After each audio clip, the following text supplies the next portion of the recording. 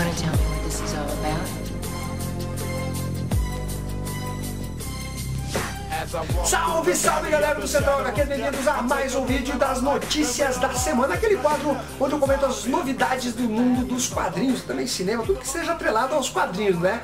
Basicamente, galera, a primeira notícia é algo que deixa os fãs imaginando essa possibilidade e o que aconteceria se a Disney comprasse a DC Comics. Sim, parece que no ano de 2019, talvez haja essa possibilidade. Olha só, a AT&T, que é uma das gigantes da telecomunicação lá nos Estados Unidos, talvez a maior de todas, ela comprou ou fez uma fusão com a Time Warner, que é a detentora dos direitos da DC Comics. Só que essa compra ou essa fusão está sendo questionada na justiça americana.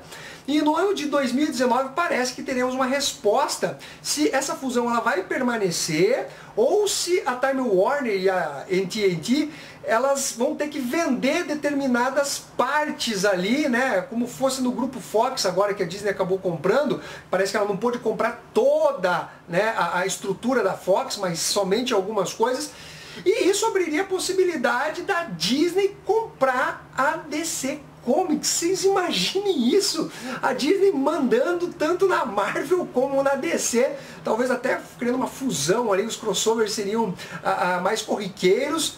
Até no cinema, né? Talvez quando saturar de vez o gênero de super-heróis, uma forma de se reinventar seria fazer um Liga da Justiça versus Vingadores. Claro que isso daí é só especulação, a gente nem sabe o resultado dessa ação que está questionando essa compra da AT&T com a Time Warner. Mas, galera, é uma coisa para se pensar. Agora vamos falar de quadrinhos. Temos o casamento da Kitty Pryde com o Colossus na revista X-Men Gold 26 a 30 e no especial X-Men Gold Wedding Special.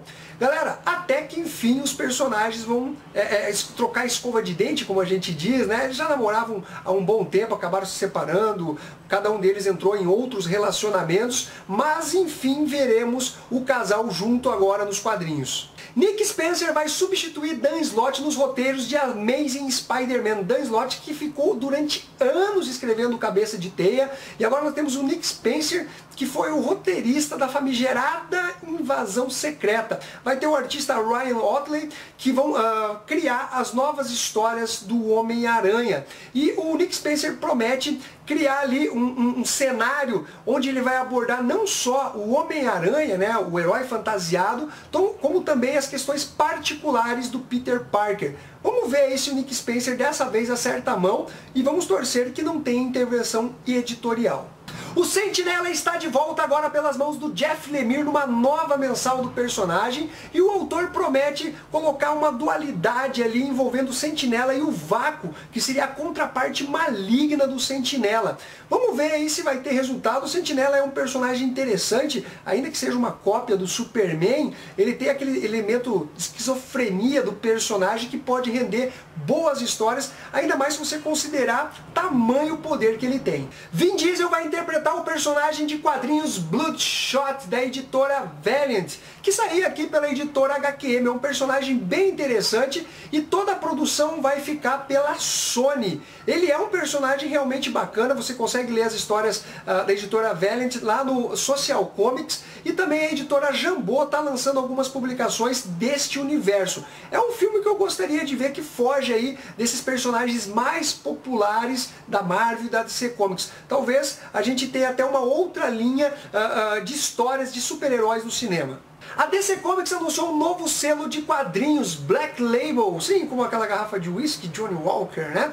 Na verdade, esse selo aí, ele promete renovar as forças da DC, porque são histórias que não têm as amarras cronológicas.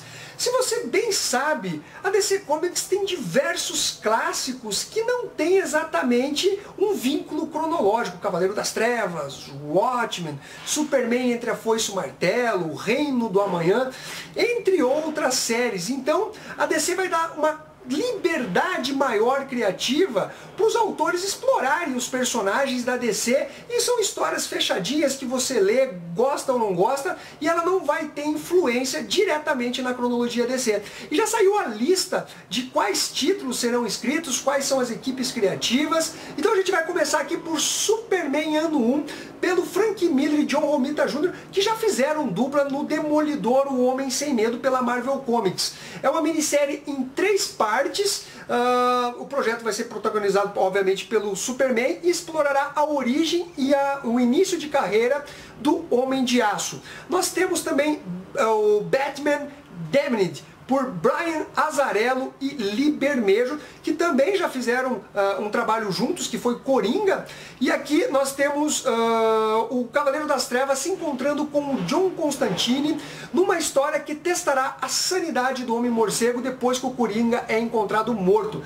O Brian Azzarello, ele sabe escrever histórias investigativas, thriller policiais, afinal, Sem Balas é a série mais famosa dele e tem essa pegada. Então é um trabalho ali que promete ser algo realmente inovador e colocar esse lado do místico do John Constantine com o lado investigativo do Batman, né, que acredita mais na ciência.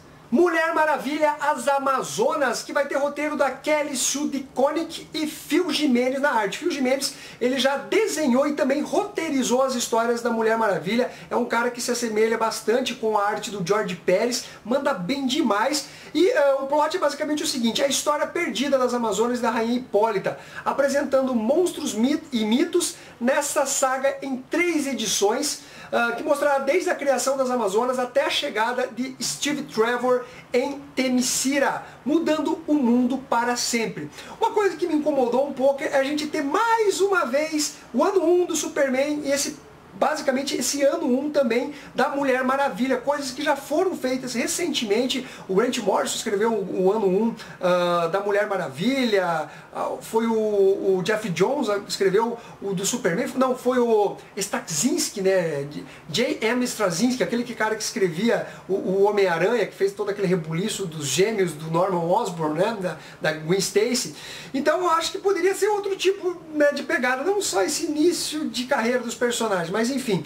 Temos também The Other History of DC Universe, por John Ridley, o roteirista do filme 12 Anos de Escravidão, que ganhou o Oscar. A série analisará icônicos momentos da DC, mapeando os momentos sociopolíticos na perspectiva dos super-heróis que vêm de grupos tradicionalmente marginalizados, como Jon Stewart, o Estranho, a Vixen, a Supergirl, Katana, René Montoya e outros. Como os homens e mulheres por trás das máscaras lidam com assuntos do mundo real. Batman, o Último Cavaleiro na Terra, por Scott Snyder e Greg Capullo. Esses caras não largam o osso, né? Basicamente, eles escreveram o início da fase do Batman nos Novos 52, a Corte das Corujas, Noite das Corujas, Batman Morte de Família, enfim, vários arcos de história. E aqui nós temos o seguinte: Batman acorda no deserto sem saber em que ano está ou como a cabeça do Coringa continua viva dentro de um jarro. Esse é o início de uma jornada diferente de todas enfrentadas pelo Cavaleiro das Trevas, em um futuro estranho, no qual os vilões triunfaram e a sociedade se desprendeu das amarras dos códigos de ética. A gente deve ter aí algo mais insano, né? Os heróis matando, não tem mais aquele lance, não, o bom escoteiro, vamos preservar a vida, vai ser um caos aí, pelo jeito, essa revista aí. Continuando, nós temos Wonder Woman, a filha da princesa Diana, por Greg Rucka, né, que escreveu a Mulher Maravilha no DC Renascimento, e na minha opinião decepcionou. Começou bem, depois se perdeu, mas antes, lá no pós-crise, antes dos Novos 52, antes do DC Renascimento, ele já tinha roteirizado a personagem, tinha mandado bem demais.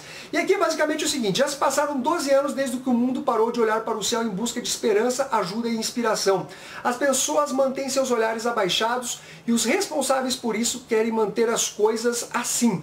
Na Resistência, uma jovem mulher pretende reivindicar o que foi esquecido e no caminho descobriremos a verdade sobre ela, suas origens e seu destino. Então, galera, me parece uma iniciativa realmente muito interessante da DC Comics, dando uma maior liberdade para os artistas. Que venham esses materiais para o Brasil. Aqui uma notícia um pouco triste, né? A Espada Selvagem de Conan, a coleção da Salvat, foi adiada. Era para começar agora em março, mas a Salvat explicou que eles ainda não capricharam o suficiente na edição, eles querem entregar um produto realmente de nível para os leitores. Então vamos considerar esse adiamento aí como uma notícia boa no final das contas, porque realmente a gente quer um produto de qualidade. Se essa realmente for a justificativa, tá valendo. O universo de Sandman está de volta com histórias inéditas e a curadoria do Neil Gaiman, ele que vai articular tudo, vai cuidar dos títulos, tá certo, tá errado, não gostei disso, vamos mudar. Então é uma boa notícia, né? A DC já fez isso com Young Animal, com o Gerard Way, e também o selo Wildstorm, que está sob os cuidados do Warren Ellis. Então me parece que vai ser muito interessante aí essa nova abordagem de títulos relacionados ao universo de Sandman. E já saiu aqui algumas sinopses, inclusive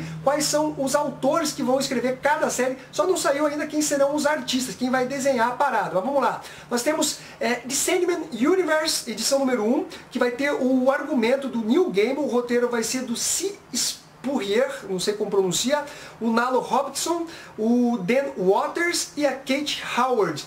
A arte vai ficar com o Bilks Evely e a arte de capa do Jai Lee. E esse foi o único título que teve estabelecido os artistas.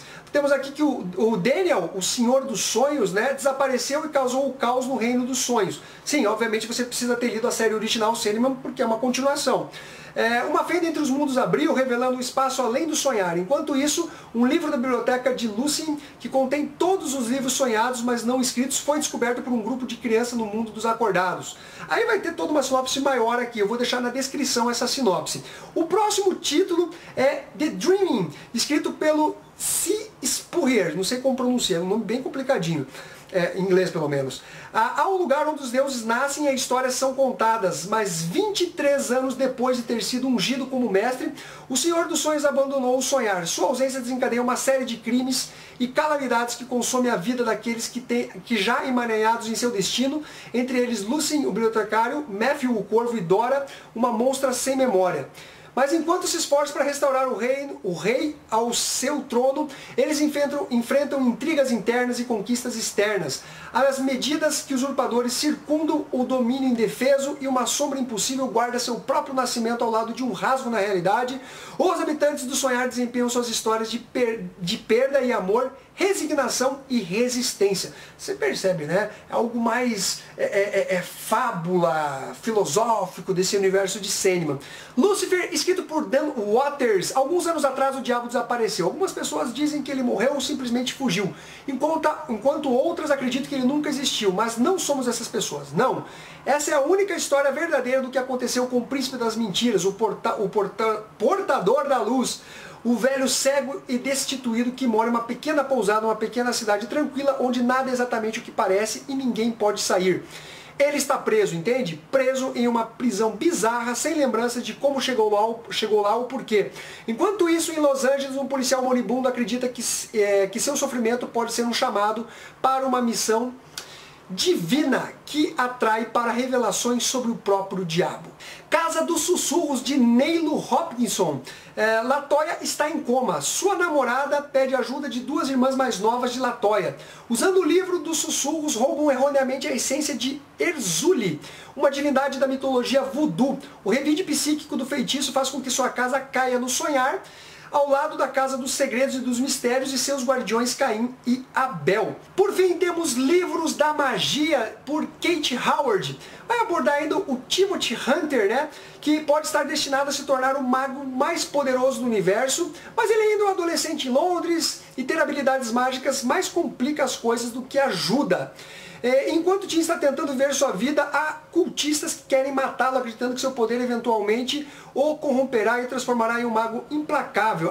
Esses são os bonzinhos. Felizmente, seu novo professor substituto é mais do que parece e pode ajudar Tim a descobrir o mistério por trás dos livros da magia. Na verdade, galera, olha só, esse plot é muito similar àquele escrito pelo próprio Neil Gaiman. Não parece ser algo, assim, Então interessante, porque se você lê os livros da magia, sabe que também tem esse questionamento sobre o Tim se tornar um mago super poderoso, se ele é realmente a pessoa certa para isso, enfim. Achei um pouco bobo esse plot, meio repetitivo. Então galera, basicamente essas foram as notícias da semana. Se você gostou, não esquece de dar o seu like, compartilhar, se inscrever e ficamos até a próxima. Fui!